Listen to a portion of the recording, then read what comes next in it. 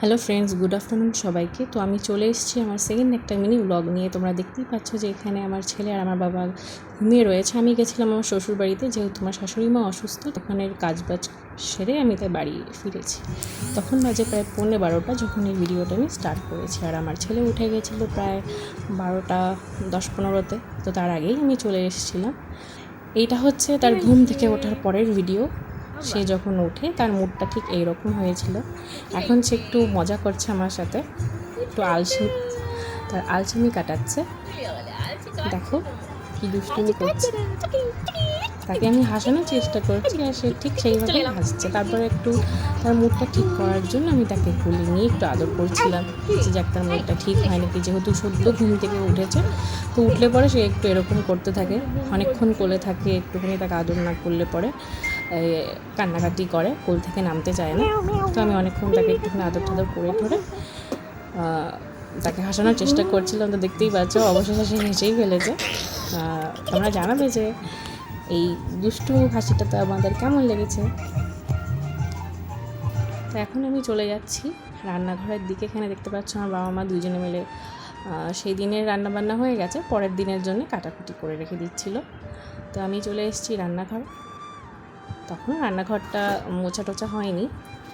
তো আমি এখন অব্রিককে খাওয়াবো বলে, আর সে তো আমার কোলেই থাকে, কোল থেকে নামতে চায় না। ঘুম থেকে ওঠার পরে এটা বেসিক্যালি হয়ে থাকে। তো আমি তার জন্য মাছ ভাত যেটুকু আর কি সে খায় আমি নিয়েছি ঠিকই, সে তো আর অতটা খাবে না, যতটা পরিমাণে আর কি খায়। তো আমি এখন তাকে অল্প অল্প করে একটুখানি ভাত খাওয়ানোর চেষ্টা করি, কিছুটা ফল দেওয়ার চেষ্টা করি, নাহলে সে খালি সেলিলাক খেতে। দেখতেই পাচ্ছ যে এখানে তোমাদেরকে ভিডিওতে আমি দেখিয়েও দিলাম যে কতটুকু ভাত খেয়েছে। ওই ভাত অল্পটুকু খায়, মাছটুকু খায়, ভাতটুকু রেখে দেওয়া, ওটা আমি পরে খেয়ে নিই। তো চলো, তার খাওয়া হয়ে গেছে। এখন আমি তাকে নিয়ে যাব তাকে ফ্রেশ করে মুখ ধোয়াতে। তো আমি চলে এসেছি তার মুখ ধোয়াতে। দেখো কি দুষ্টুমিটা করবে সে এখানে। সে বেসিনের সামনে আসলেই সে সবসময় নিজে হাত ধুতে চাইবে, বেসিনে বসে পড়বে, নিজে নিজে কল ছাড়বে। তো তখনই সে চিৎকার চেঁচামেচি করছিল একটুখানি জল ধরার জন্য। আমি একটু বুকেও দিয়েছিলাম তাকে, এই যে যখন হাত ধোয়াতে বলছি উনি নিজে নিজে কল ছাড়বে। খুবই দুষ্টু, খুবই দুষ্টু। তো তার মুখ ধোয়ানো হয়ে যাওয়ার পরে তো আমি তাকে নিয়ে চলে এসেছি ঘরে তার মুখটা মুছিয়ে দেবো বলে। তো এখানে দেখতেই পাচ্ছ তাকে আমি মুছিয়ে টুচিয়ে ফ্রেশ করছিলাম। এবার তারপরে চলে যাব আমি যেখানে ওকে বসে খাওয়াচ্ছিলাম, কারণ ও কিছুটা ভাত খায়, যখন খাবে না সেটাও বিছানাতেই ইচ্ছা করে ফেলে দেবে। আর আমি ওকে খাওয়ানোর সময় চেষ্টা করি একটুও জল না দেবার, কারণ খেতে খেতে জল খাওয়া অভ্যাসটা খুবই বাজে। তো তাই তার খাওয়ার পরে সে আমাকে নিজেই ফিটাটা আগিয়ে দিচ্ছিল জল খাবে বলে। তখন দেখতেই পাচ্ছ তাকে আমি জল খাইয়ে দিচ্ছিলাম। তো তোমাদের সাথে ও জল খেতে খেতে একটু শেয়ার করছি যে এটা হচ্ছে অব্রিকের মামা বাড়ি। তো আমি মামা বাড়িতে থাকি কারণ হচ্ছে যে অব্রিকের ঠাকুমা অসুস্থ, তিনি বেড রেস্টে আছেন 2 মাসের জন্য, যার কারণে আমি এখানেই থাকি। আর তার বাবা দাদু সকালেই দোকানে চলে যায়। তো বাড়িতে আমি ওকে নিয়ে একা এখন খুব সামলানো মুশকিল হয়ে যায়। তো তার কারণে আমি এখানে রয়েছি এখন। এবার তোমরা দেখতে পারবে অব্রিকের আমার কিছু দুষ্টু মিষ্টি মুহূর্ত। অব্রিক আমাকে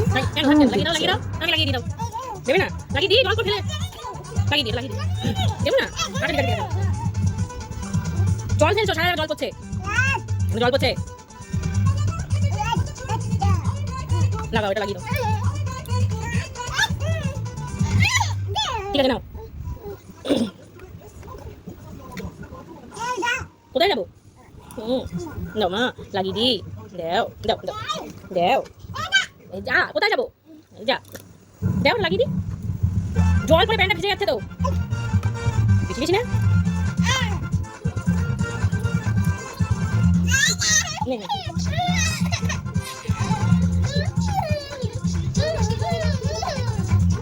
দাও, খোলো খোলো, নিজে নিজে খোলো, ভেজাও প্যান্ট, নাও খোলো। এই তো।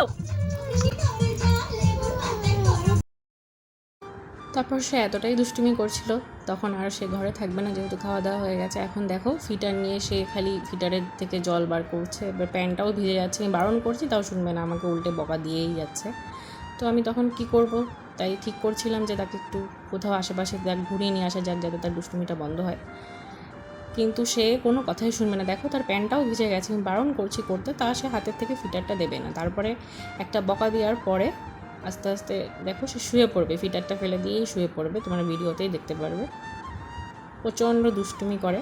যতক্ষণ ঘুমিয়ে থাকে ততক্ষণ শান্ত, একবার উঠে গেলে পরে তাকে আর ধরেও রাখা যায় না। এই দেখো বকা দিয়েছে বলে শুয়ে পড়েছিল, এখন আবার আমার সাথে দুষ্টুমি করছে। এইটা চলতেই থাকবে যতক্ষণ সে জেগে থাকবে, হয় আমার সাথে দুষ্টুমি করবে, না হয় হেঁটে বেড়াবে, মানে এটা ননস্টপ, মানে সে একটা সেকেন্ড সুস্থিরে থাকবে না। দেখো এখানে আমার সাথে সে কীভাবে দুষ্টুমি করছে, একবার আমার গায়ে উঠছে একবার নামছে, একবার গায়ে উঠছে একবার নামছে।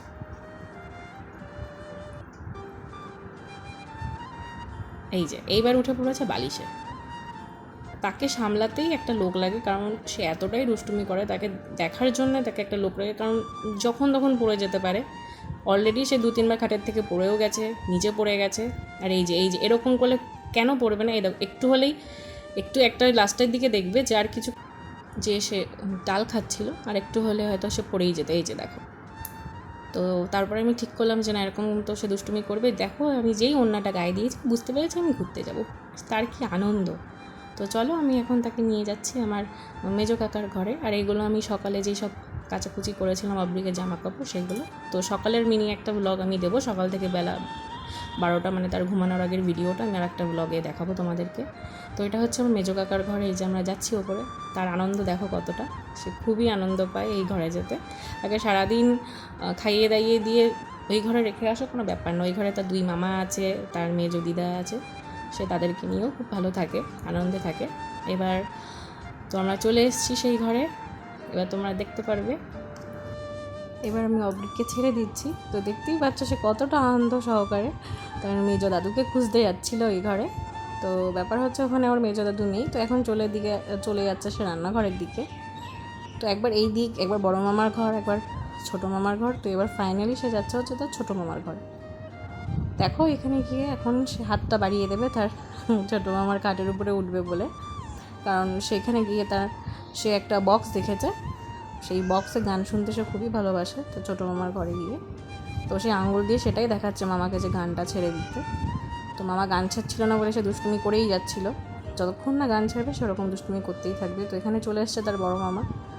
তো তার বড় মামা দেখা যাচ্ছে যে বিছানায় একটা পাখি এসেছিলো, হয়তো পটি করে দিয়ে গেছিলো, তো তার ছোটো মামা আটকে রেখেছে তাকে যাতে সে পটিতে হাতটা না দেয়, তার বড় মামা পরিষ্কার করে দিচ্ছিল। তো ফাইনালি সেটা পরিষ্কার হয়ে গেছে, এখন তার বড় মামা তার সাথে খেলা করবে, তো সেও প্রস্তুত। এই যে দেখতেই পাচ্ছ তার বড় মামার সাথে সে কীভাবে দুষ্টুমি করবে, একবার নাচছে, গান ছেড়ে দিয়েছে, একবার নাচ করছে, একবার দুষ্টুমি করছে। তো এইভাবেই চলে ওই ঘরে গেলে।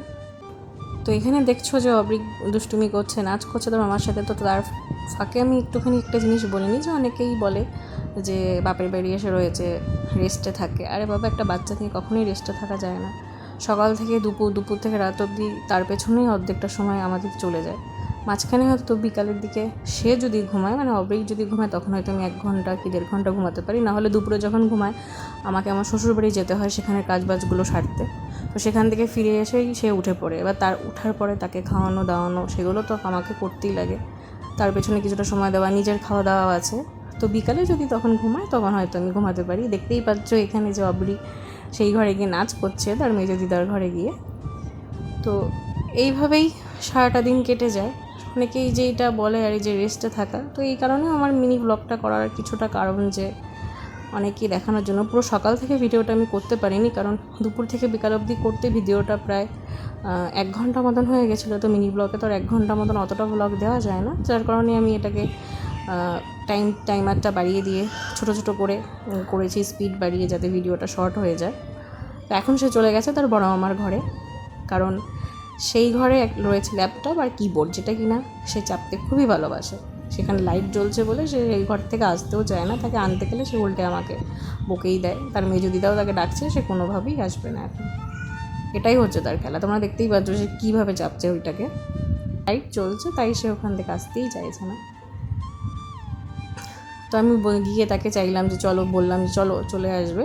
তো এখন সে অবশেষে নামতে চাইলো ফাইনালি। নামার পর একবার বড় মামার ঘরে, একবার রান্নাঘরে, একবার তার দাদুর ঘরে, ননস্টপ এরকম চলতেই থাকবে। তো যারা ভাবো যে আমি বাপের বাড়িতে রেস্টে থাকি, রেস্ট আর হয় না, কারণ তার পেছনে পাহারা দেওয়ার জন্য একটা লোক লাগে। এখন সেই পাহারাদার হচ্ছি আমি।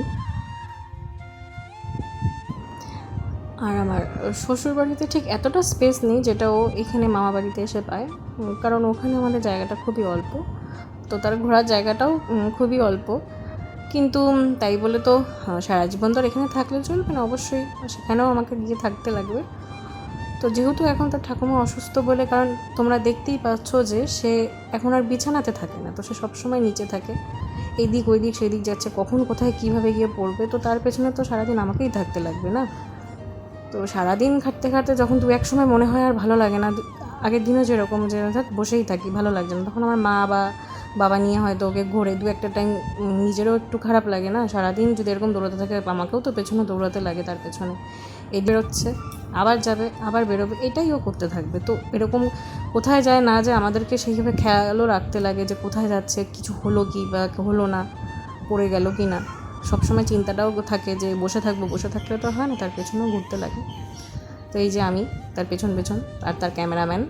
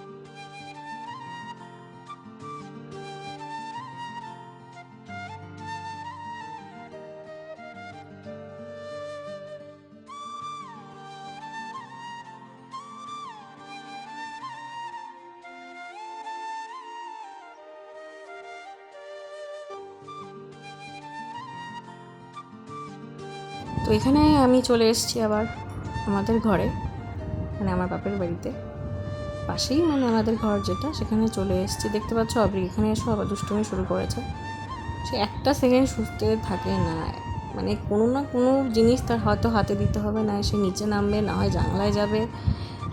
দেখো একদম খাটের কোনায় গিয়ে বসে, যদি পড়ে যায়, একটা বল দিয়েছে খেলার জন্য সেটাও ফেলে দিয়েছে, সেটা তার দাদু আবার তাকে তুলে দিল। দেখো তার দুষ্টুমিটা তোমরা দেখো।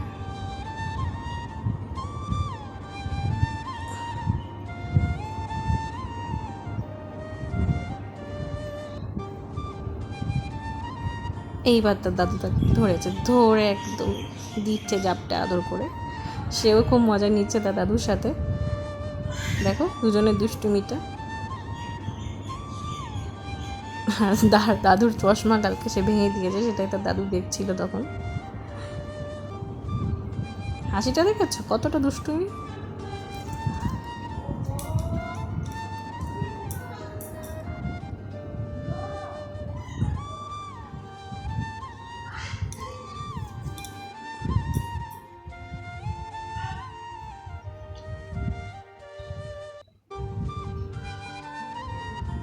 আর এই কোলবালিশে হচ্ছে তার খেলা, ঘোড়ার খেলা, উঠেই যদি বলি টাকবক, তো সে খুবই আনন্দ পায়, লজ্জা পেয়ে গেছে যেহেতু আমি ভিডিও করছিল, লজ্জাও আছে, দু এক সময় একটু লজ্জাও পায়।